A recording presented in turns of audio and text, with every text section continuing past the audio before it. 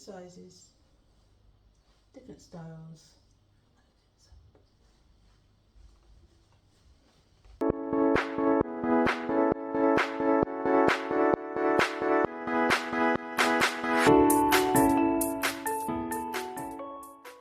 My name is Nahima and welcome to my YouTube channel where I talk about family, life, pregnancy, postpartum, womanhood, children, system, everything that goes in with being a mother and trying to break free of the system, mentally, physically and spiritually and emotionally. The question today is, why do I homeschool? There's many ways to answer this question, but if I'm honest, I'm a firm believer of knowing who you are as a person, as an individual, as a human being.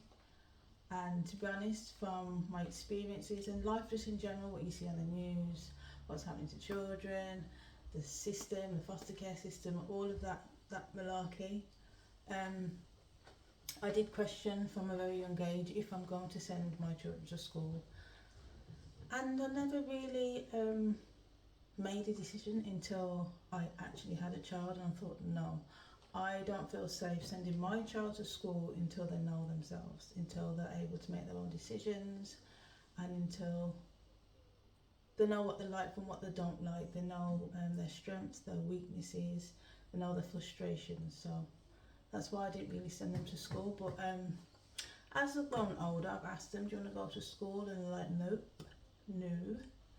It's up to them, but as long as they're up to their grade that the system says that they're supposed to be, they're fine. And a big misconception that is around homeschooling is their social skills. To be honest, my kids are more social than the kids that go to school, because they do go to group events. We travel a lot abroad, so they get they're exposed to different lifestyles, different types of people, foods, they interact, aeroplanes, airports, checking in. You know, there's a lot of things that come with travelling, so that's a social skill anyway. We do go to events. They do sell at their own stalls, they make their own trinkets, or my son right now, he's doing online streaming for gaming, he's going into coding.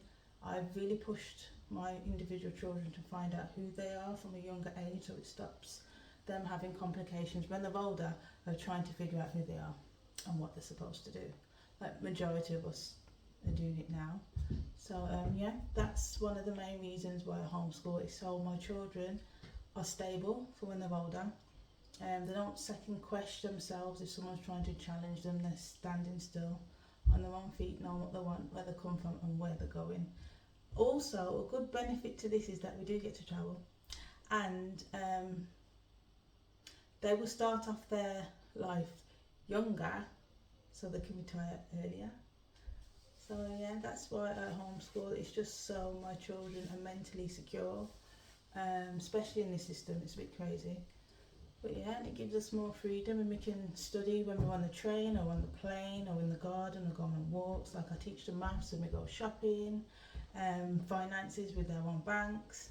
There's many things that we do. We have arts and craft days, there's design days, there's English where we will read and we will study and we will have debates. There's lots of things. There's science, like making soap, making this soap, science itself. The gardening, when we're doing agriculture, there's many things that come into homeschooling. And as I said, the biggest question I get is, oh, what about their social skills? They're very sociable. It really does depend on you as a mother and the patience that you have to teach your children, because you need to remember, you're not just teaching your children, they're teaching you. They're going to bring up things in you that you don't know, that you're struggling with, or you don't know what you have. A perfect little example, my son, something to do with algebra, I'm terrible, so it forced me to go and learn algebra just to teach him. So there's benefits, and now I can do algebra. I don't know what I'm going to use it for, but I can do algebra. So yeah, there's many things when it comes to homeschooling. It's good and it's bad. There is sometimes as a mother you do get frustrated, you're low on patience, especially with mothers and their cycles, it can be a bit draining. But if you have a routine, a set routine in your house, times, what's going on, where it's going on, and as long as the children know beforehand, there's a smooth system running. Like we even have days of who's cooking, who's not cooking. We pick up who's struggling, and we have days where we focus on that child and what they're struggling with and work with that. So we just make it work as a unit. But yeah, I'm going to keep it quick because the sun is still out. It hasn't set yet, and I'm going to go on a walk. I'm going to go outside. I'm getting hot. So